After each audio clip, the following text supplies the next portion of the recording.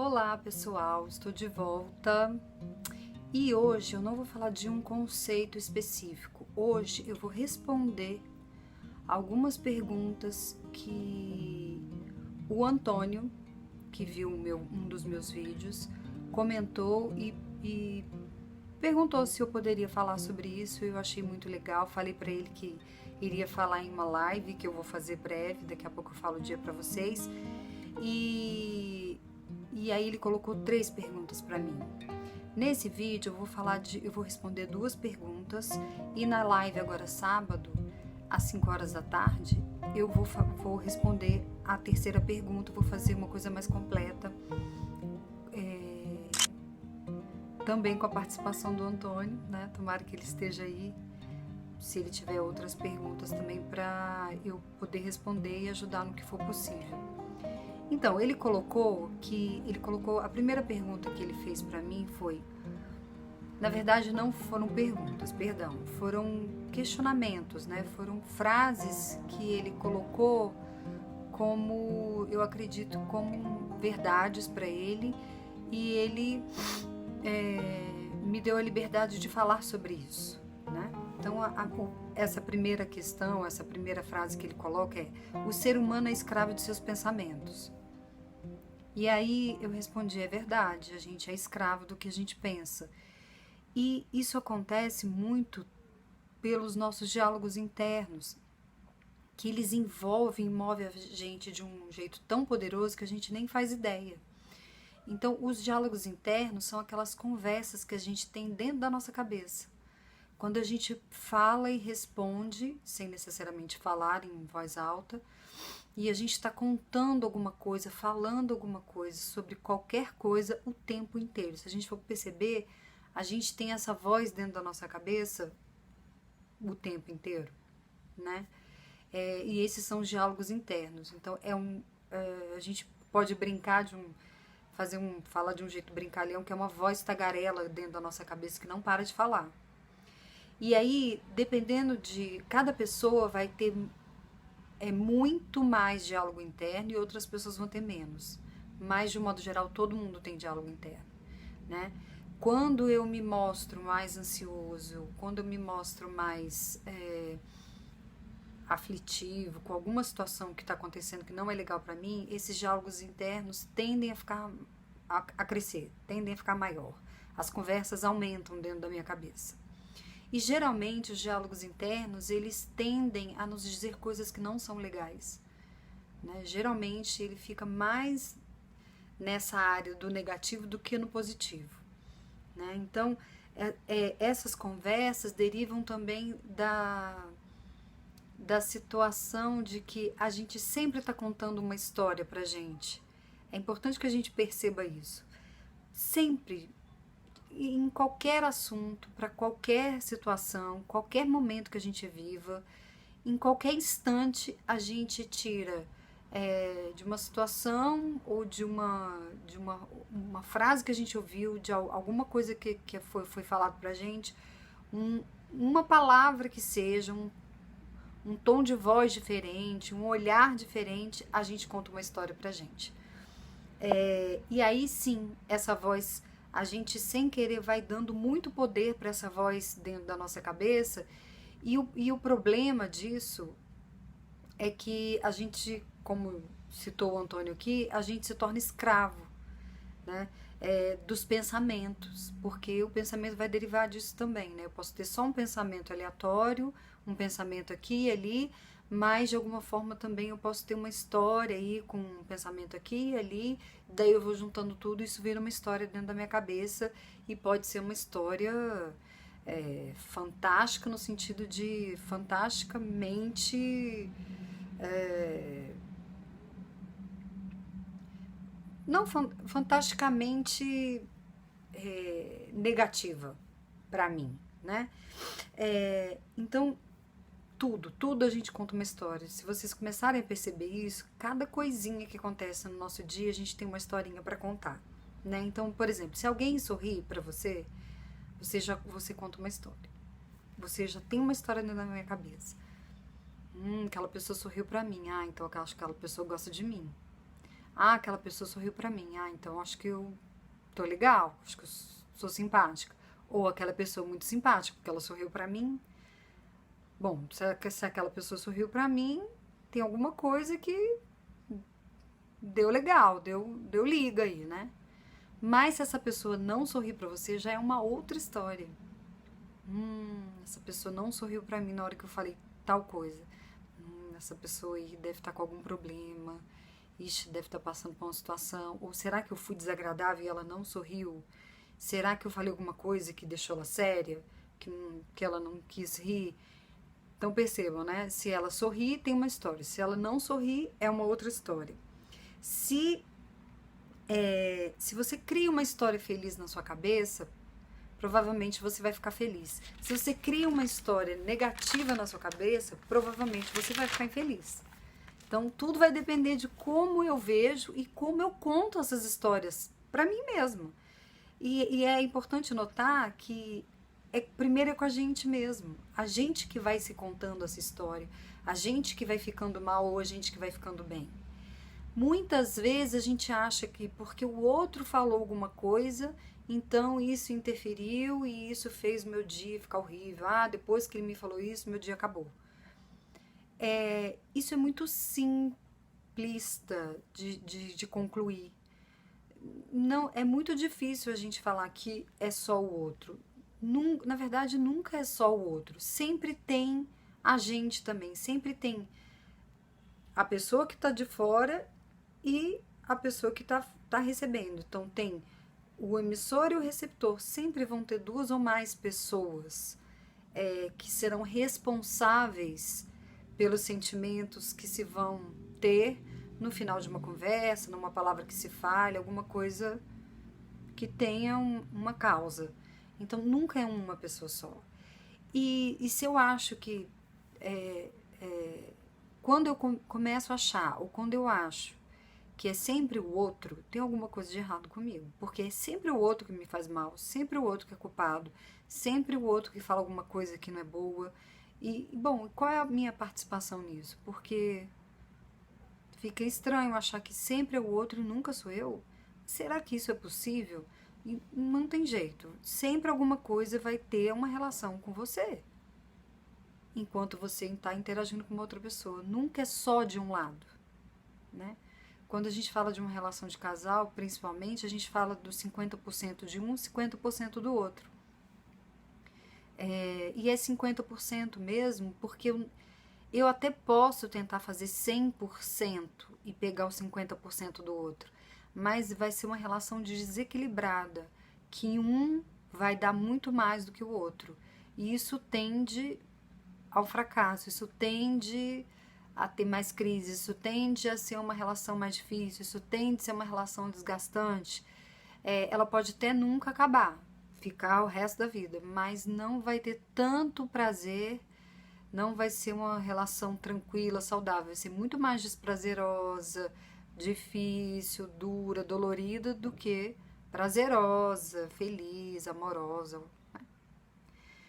Então, voltando lá nas histórias, se alguém me diz alguma coisa, é uma história. Se alguém não fala nada, fica em silêncio, é outra história. Né? Então, para tudo eu vou contar uma história. Então, se a gente começa a perceber isso, a gente vai começar a entender também quais são os nossos diálogos internos, o que a gente está se contando e que fica aí repetidamente essa voz falando dentro da minha cabeça. Né?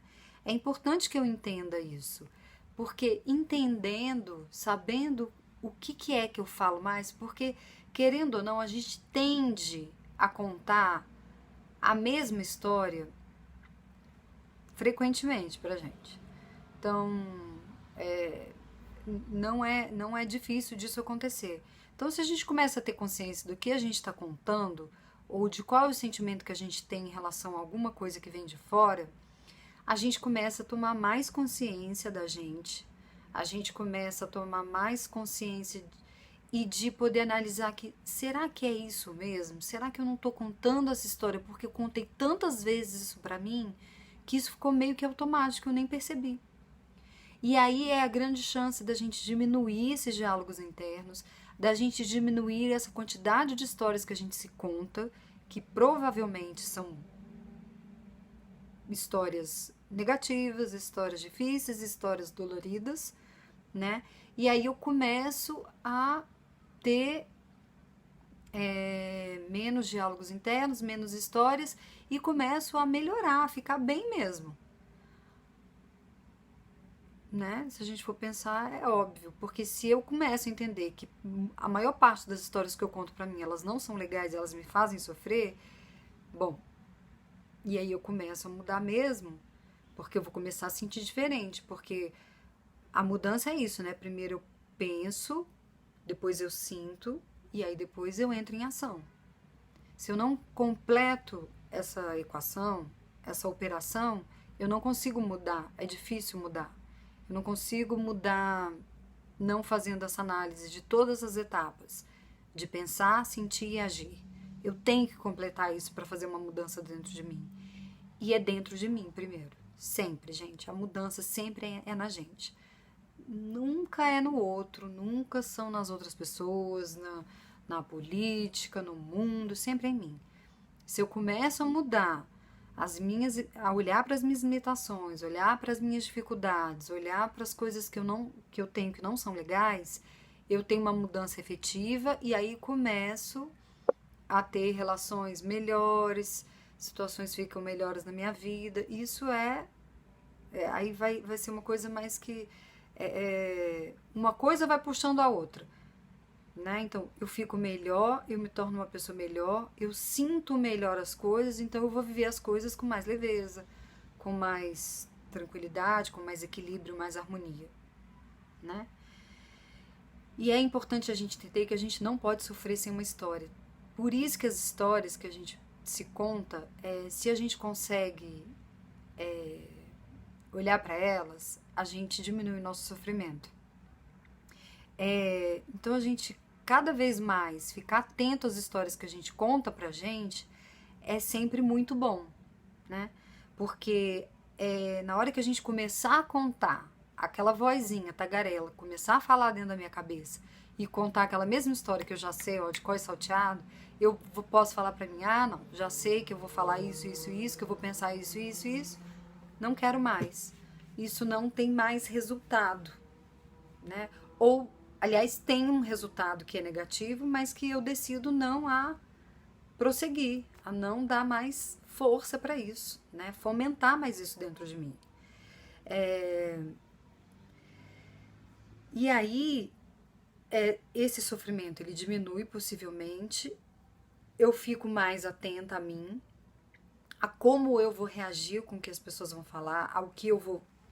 Não só com o que as pessoas vão falar, mas às vezes eu tô vendo um filme, eu tô vendo um noticiário, eu tô vendo alguma pessoa passar na rua e acontecer alguma coisa com ela, sei lá, qualquer coisa.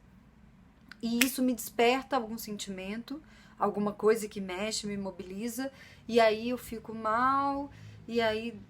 Sabe, vou dar um exemplo, sabe quando a gente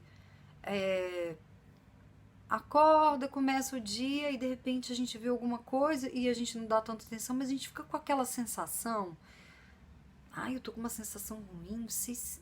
E aí a gente fica tentando lembrar o que foi que aconteceu pra gente estar com aquela sensação de uma coisa meio ruim, meio que não desceu direito, assim. Então, e aí se a gente retoma e lembra, a gente fala, foi porque eu liguei a televisão e vi uma coisa muito ruim, isso me mobiliza, me deixa muito chateado, me deixa muito entristecida e tal, e pronto. Aí quando você lembra do que aconteceu com você, é mais fácil de você retomar e de você possivelmente melhorar. Agora, o que eu tô falando também, gente, não é que eu não vou me mobilizar para as coisas, para a situação, com as pessoas, ter compaixão, não sentir mais, não é nada disso. Aliás, se acontecer isso comigo, eu parar de sentir, vai ter alguma coisa disfuncional acontecendo comigo. Não, a gente sempre vai ter que sentir, né? Sentir é muito bom. Só que pode ser que a maior parte do meu tempo, da minha vida, eu tenho sentido coisas muito ruins, ou coisas que não são legais, ou algumas dores que se eu tivesse consciência, se eu trabalhasse isso em mim, eu poderia não ter mais, né? Acabar com toda a dor dentro de mim pode ser que seja difícil ou impossível, mas existe sim um trabalho de eu acabar com muitas dores e viver uma vida saudável, harmônica, E isso não é um conto fictício, isso é verdade, né? Então, às vezes, a gente sofre por uma coisa que aconteceu muito lá atrás, e que nem foi tão traumático assim, que nem foi tão grave, mas que eu não me dei conta do que era, e eu fui, cada vez que eu tinha um momento que me deixasse mal, aquilo era um gatilho para eu voltar naquele sentimento ruim, naquela cena ruim, e transformar isso numa coisa muito pior, né? Isso não é difícil de acontecer. Muitas pessoas, a grande parte das pessoas vivem, passam por isso, e a nossa consciência vai dizer pra gente que, olha, não precisa mais sofrer desse jeito, não precisa repetir mais isso, né? Aquilo lá passou e o que está acontecendo é uma coisa diferente que pode ser resolvida de um outro jeito, né? E aí quando eu falava lá naquele vídeo sobre autonomia, e uma das 3 capacidades de uma pessoa autônoma que tem autonomia é a consciência de viver no aqui e agora, de estar no aqui e agora, de saber que as coisas estão acontecendo no aqui e agora, que sim, eu tenho um passado, mas que o aqui e agora pode me mostrar coisas novas que eu não sei. Uma dor que eu tenho agora não necessariamente é a dor que eu tive há muito tempo atrás e que eu vou ter que sofrer, eu vou sofrer do mesmo jeito. Eu vou passar por aquilo tudo de novo, naquele sofrimento que foi, naquela dor que foi. Não, não necessariamente, né?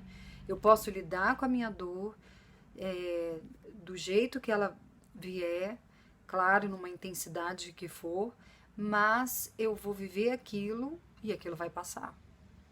Eu não vou colecionar dores, né? Às vezes a gente passa a vida colecionando dores. A análise transacional tem um termo de colecionar figurinhas, né? E é isso, às vezes eu vou colecionando as minhas figurinhas de dor e não me dou conta disso, né? Eu fico totalmente dolorida, né, emocionalmente, e às vezes eu nem sei porquê.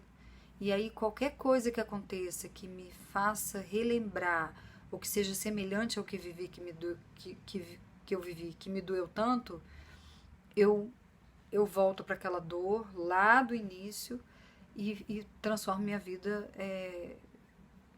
numa situação muito dolorida, muito triste, muito conflituosa, enfim.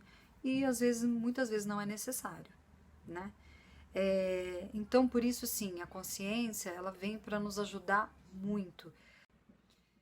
Então, gente, é muito importante que a gente tenha consciência das histórias que a nossa mente conta pra gente. As histórias que geralmente estão aí trabalhando e que a gente nem se dá conta, né? Quanto mais consciente a gente tem dessas histórias, menos a gente conta histórias. E aí a gente ganha tempo, ganha mais saúde mental, né? E vive o tempo que é o único que a gente tem, que é o aqui e agora, né? As histórias que a gente conta, muitas vezes, elas nos remetem ao passado e a gente fica muito tempo lá, ou elas vão nos levar lá para frente, no futuro, que também não é um lugar que é bom, até porque o futuro não existe, né? O único lugar que existe é o aqui e agora. Então, a consciência das histórias que a gente conta pra gente, ela é muito importante por isso. E cada vez mais os nossos diálogos internos vão diminuindo. E aí a gente não fica com a cabeça povoada, né, de vozes e pensamentos e de alguma forma vira uma aflição dentro da gente se a gente não toma conta disso, né? A gente fica muitas vezes com um cansaço muito mais mental e emocional do que físico, né? Às vezes a gente passa o dia em casa, nem tendo tanto trabalho físico, mas chega no fim do dia a gente está muito cansado, a cabeça está muito pesada. E possivelmente, ou provavelmente, pode ser por conta de tanta conversa que a gente fica dentro da nossa cabeça e a gente não se dá conta. Então, ficar atento a isso é fundamental para a nossa saúde mental, né? E aí a gente não pode deixar de falar um pouco do inconsciente, porque, na verdade, o inconsciente, ele é o que vai mover a pessoa para uma vida feliz, é o que vai deixar a pessoa feliz, ou que vai deixar a pessoa triste, porque ele vai ele vai armazenando histórias e que a gente não tem muito conhecimento, e muitas vezes a gente nem sabe porque a gente se entristece ou tem muita dor, e tá lá no inconsciente. Então, quanto mais consciente a gente tem da gente, a gente abre a porta para o nosso inconsciente, para ele nos dizer o que está acontecendo, qual é essa história que fica dentro de mim que eu não tenho muita ideia, não tenho uma percepção, né?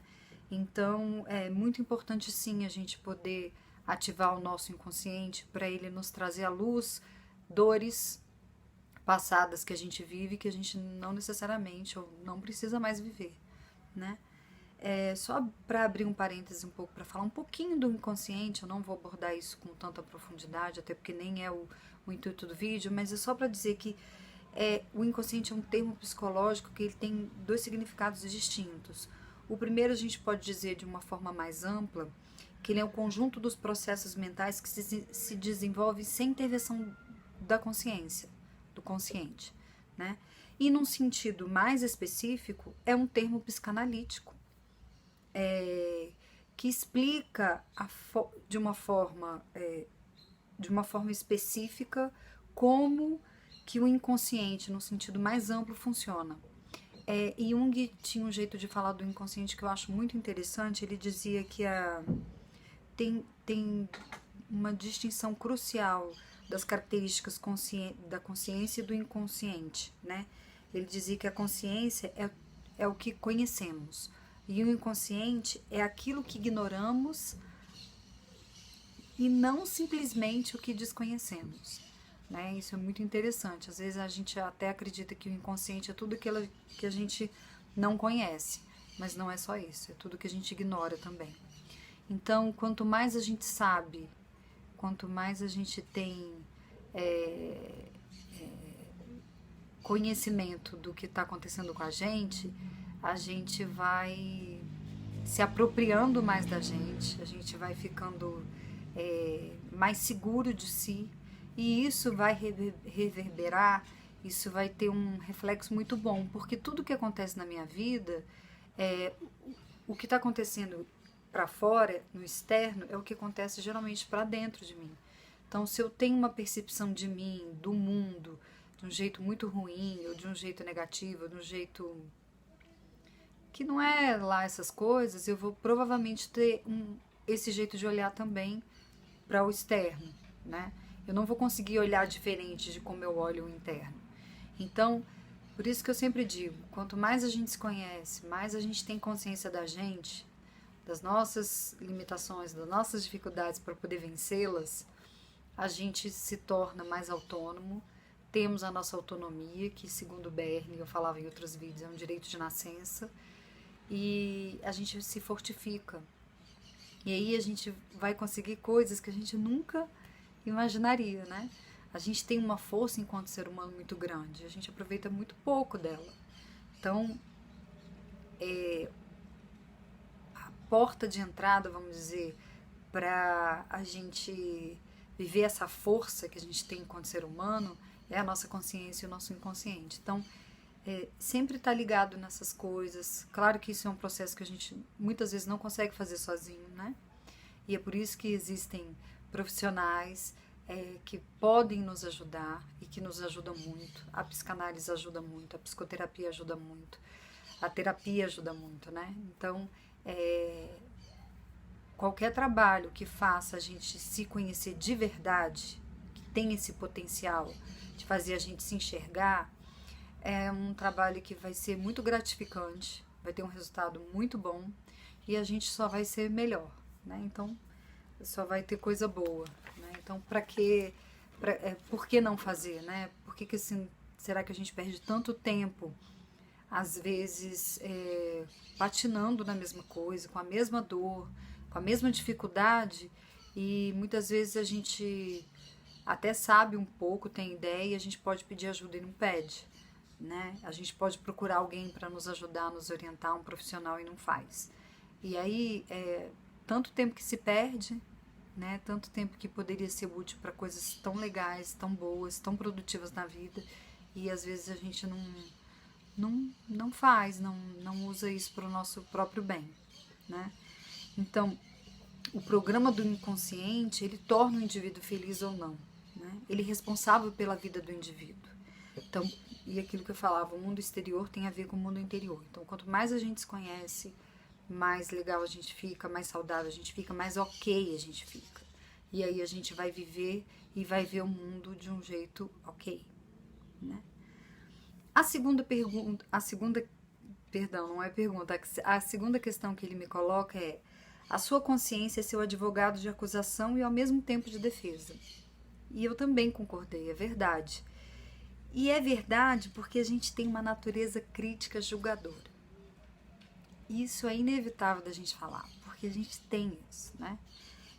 Constantemente parece que a gente precisa julgar, né? Parece que se a gente não julga, a gente não interage com o outro. E muitas vezes, muitas pessoas podem até usar só dessa vertente de julgar para interagir. E essa pessoa vira uma pessoa muito crítica, muito, muito dura muitas vezes. Porque se eu sou muito crítica, eu possivelmente julgo muito. E eu viro uma pessoa muito dura. É uma pessoa que ela coloca a opinião dela e ela escuta a opinião do outro, mas ela julga o outro. Ou se não julga a opinião, julga o outro, julga o comportamento do outro. Sempre tem um julgamento, sempre tem uma crítica em relação ao outro, né? E será que essa pessoa que faz isso, ela tem uma autocrítica? Ela tem um autojulgamento? Possivelmente não, né? Porque se a gente for pensar, ninguém quer se colocar num tribunal e sofrer um julgamento. É muito duro as pessoas que param num tribunal e são julgadas, né? Acho que quem sabe, quem viveu isso. Então, é muito duro e precisou de um caminho aí para se percorrer para chegar nisso. Então, muitas vezes a gente se torna crítico e a gente tem porque é da nossa natureza ser críticos e julgadores, e é importante que a gente se dê conta disso, porque a gente passa a ser uma pessoa mais dura, né? E que sempre tem uma palavra de julgamento ou de uma crítica, e sim, a gente se torna mais dura, é difícil conviver com pessoas assim. E às vezes, muitas vezes isso não é necessário, né? Aliás, não é. A gente aprendeu e vive isso, às vezes, muito no automático, e às vezes não para pensar o tanto que isso pode ser duro para quem escuta. Eu, às vezes, levo uma dor para alguém por causa do meu julgamento, da minha crítica, né? Então, se a gente é tendencioso em dar uma opinião, né? Isso é ser um julgador ou uma julgadora, a gente pode rever isso. Porque se a gente sofre isso, a gente possivelmente vai se incomodar, né? E aí a gente pode também entender que muitas vezes eu tenho uma opinião fixa de uma pessoa, né? Eu tenho uma opinião formada de alguém ou de algum lugar, ou da política, enfim. E que muitas vezes eu sou intransigente em mudar de ideia, eu não sou flexível, eu penso aquilo e acabou. Eu penso e julgo uma pessoa, critico uma pessoa por aquilo e aquilo fica como se fosse cristalizado dentro de mim. É por isso que eu falo de ser duro, né? As pessoas que são muito críticas e julgadoras, possivelmente elas não são flexíveis. Elas não dão muito braço a torcer, elas dificilmente pedem desculpa, porque de alguma forma elas acreditam que elas estão certas. E é por isso que elas julgam e criticam muito, né? E assim, se a gente for pensar, certo e errado é um julgamento de valor. Se eu entro na questão de estar certo e errado, eu entro na questão de valor, de julgar uma coisa e a outra. E aí eu caio na mesma coisa, de crítica, de julgamento, né? Então, será que tem que ser certo e errado? Ou será que pode ser inadequado? Será que naquele momento não foi legal, não foi bom, né? Porque parece que certo e errado é aquilo que está errado e não tem conserto, e aquilo que está certo vai ser sempre certo. Então isso fica muito inflexível. E aí em outro vídeo eu falava, se a gente se torna inflexível, a gente vai ter dores que a gente não precisaria ter. E uma delas é ser muito duro. Porque provavelmente se eu sou duro com o outro, eu sou muito dura comigo, né? E aí, como eu falava, tudo parte de mim, tudo parte primeiro de mim, né? Então a gente precisa primeiro se olhar mesmo e se ver. Eu sou possivelmente muito dura comigo, inflexível comigo, e isso pode me trazer, provavelmente traz consequências ruins, né? Posso me tornar uma pessoa ansiosa, com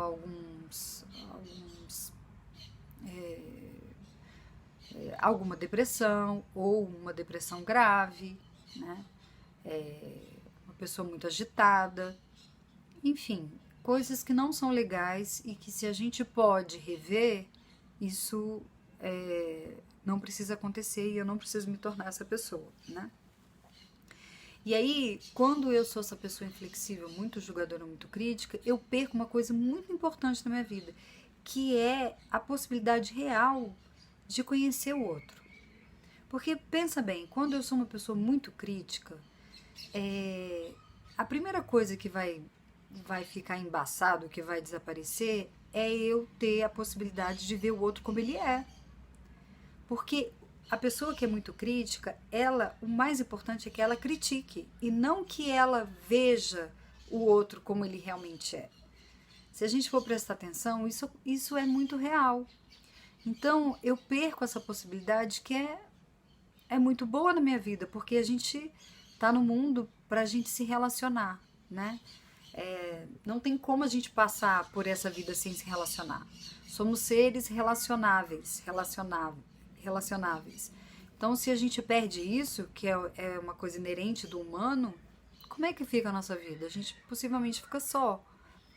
Então, quando eu entro na crítica e fico nessa área, nessa via, nesse circuito de julgar e de criticar, eu perco a oportunidade de conhecer o outro, eu perco a oportunidade de escutar o que o outro quer dizer com aquilo que ele coloca, a opinião dele, e eu posso ficar só, ou eu posso ficar muito restrito mesmo. Pode ser que não fique só, mas não sei se com muitas pessoas, né, com poucas pessoas por perto, até família, filhos, então vai ficando uma relação mais difícil de conviver, né, de estabelecer relações com outras pessoas por causa dessa dureza. Então, conhecer o outro do jeito que ele é uma dádiva, né? Quando a gente pode fazer isso e estabelecer relações, isso é a melhor coisa que a gente tem na vida, né? Relações familiares, dentro da família, relações de casal, relações sociais, enfim, qualquer tipo de relação com o outro, e uma relação que me traga a verdade do outro e a minha verdade, e assim, é a possibilidade de ter uma relação de intimidade, né? Que eu possa ser quem eu quero, quem eu sou, e deixar o outro ser quem ele quer ser, né? Então, se eu consigo fazer isso, eu estabeleço relações autênticas. Se eu não consigo fazer isso, possivelmente eu vou ter poucas ou quase nenhuma relação autêntica. Verdadeira, né? Aquela relação que você sabe que você pode contar com o outro e o outro pode contar com você, né? Então, isso vai me possibilitar relações duradouras, relações verdadeiras. Quando a gente fala de amigo, geralmente a gente tem menos amigos e mais colegas, é isso, né?